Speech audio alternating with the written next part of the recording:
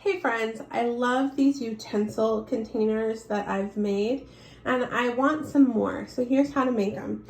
First, take a couple of cans, well washed out with the label off.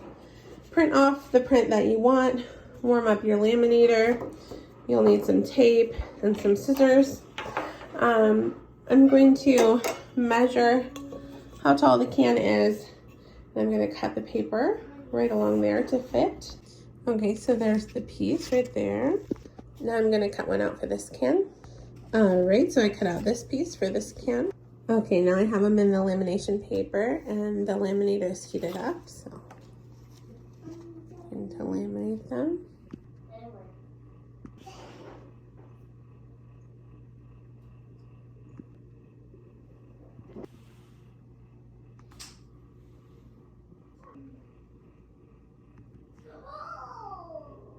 Okay, now I'm gonna trim around the edge.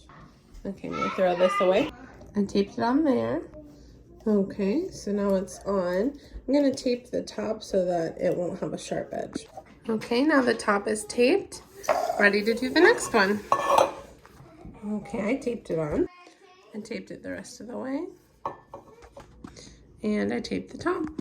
Thanks for watching. Bye.